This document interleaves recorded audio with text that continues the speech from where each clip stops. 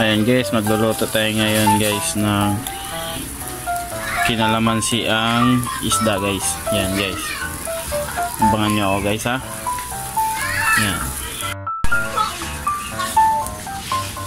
guys, ito yung isda natin guys.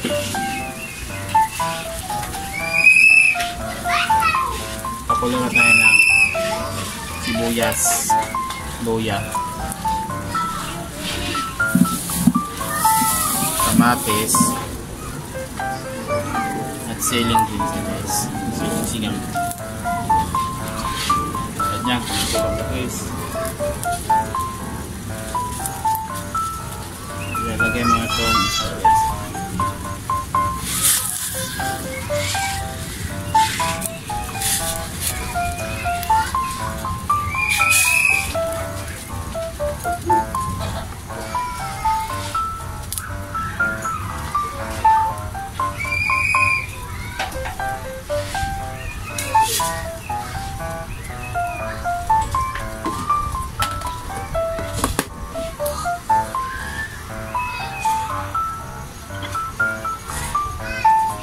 Yan guys, antayin natin yung kumulo. Takpan mo natin.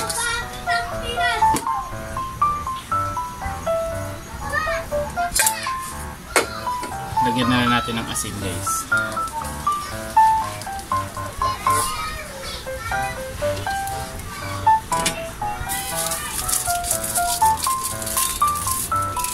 Paminta guys.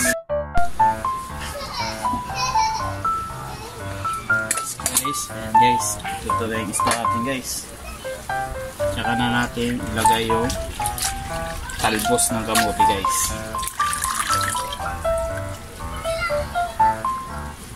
Ayan guys, oh. Talbos ng kamote, sustansya sa katawan guys.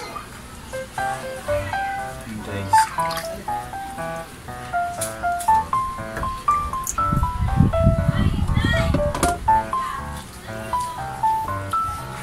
Yan guys, masarap to guys pag ganitong ulam po guys. Talagang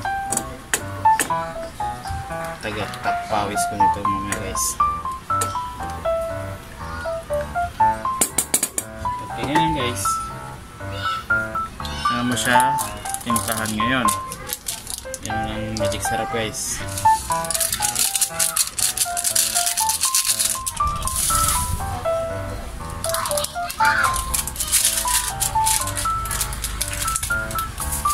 Konti lang guys, lagyan natin konti.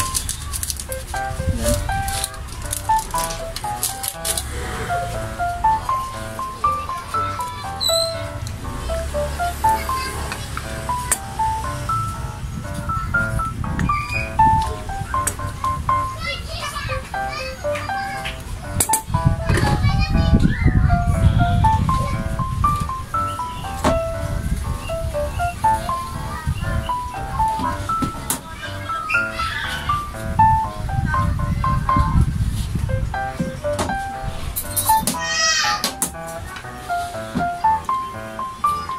Ayan, pagkulo nito guys, natin na siyang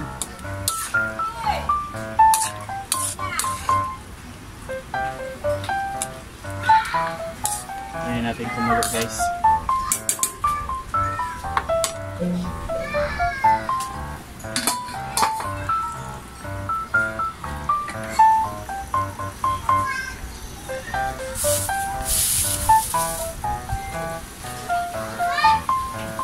Yan na guys, oh.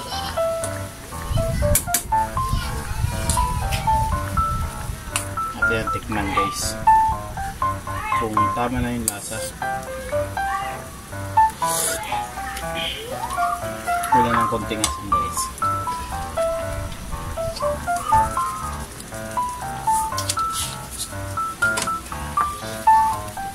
Yan guys. Okay ito guys.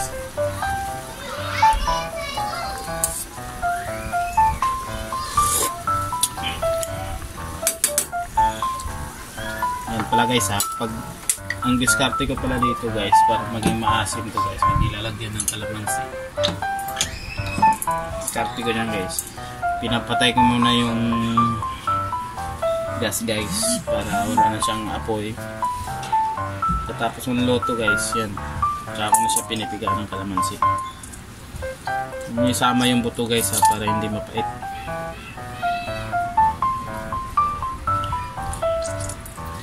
Kasi dito kasi malalasahan mo talaga yung kalamansi pag once na buto na bago mo ilagay yung kalamansi.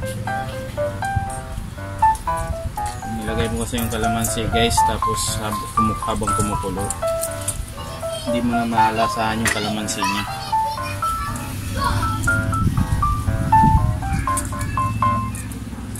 Guys, oh, bango. 5 pirasong kalamansi lang to guys, nilagay ko kasi masyadong mahal ang kalamansi ngayon. Ayan guys.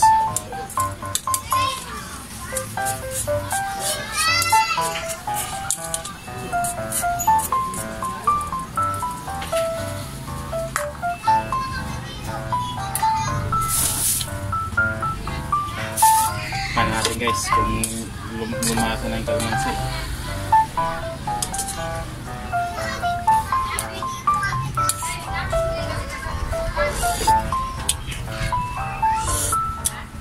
Pwede guys.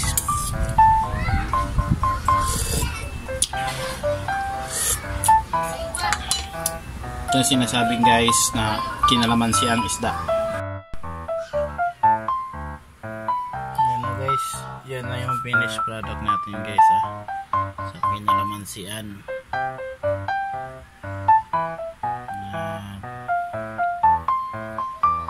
Sarap nito guys.